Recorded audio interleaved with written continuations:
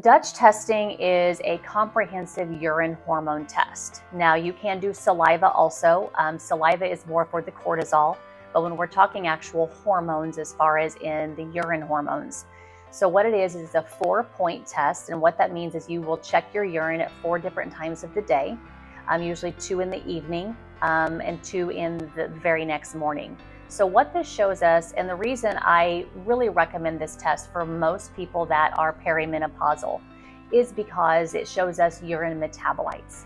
So no blood test that we offer can show us this. And what the importance of this is how is your body actually breaking down the hormones that you're making?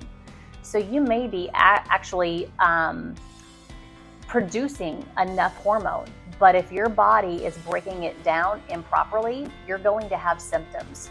For example, testosterone. Many people think that low libido could be low testosterone, or acne and those type things are high testosterone. The problem is, though, you may be making an adequate enough of testosterone, but if you're pushing it down one pathway more than the other, you can actually have symptoms. So this test will let me know exactly how you're pushing it down, and also lets me look at estrogen detoxification, which is huge. We've all heard of estrogen dominance. This is so common anymore. We see this, for one, we're not detoxifying it well, or more or less getting it out of the body. But for two, we might be actually getting more of it through what we call fake estrogens, and that's in the environment. They're everywhere.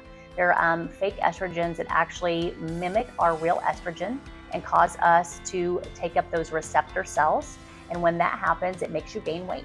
So estrogen dominance, you're looking at weight gain, sometimes hot flashes, night sweats, those type of symptoms, and heavy bleeding, fibroids, endometriosis. These are all symptoms of estrogen dominance. So when this happens, we need to, for one, make sure that you're detoxifying it well. The other pathway is called methylation.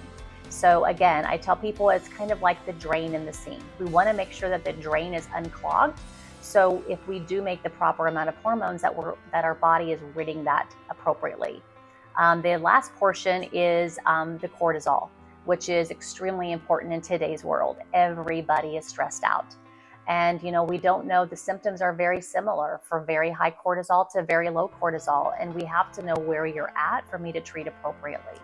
So it lets me see a 4-point cortisol in your urine, to where I can actually see how to treat and how to manage your fatigue and other symptoms appropriately.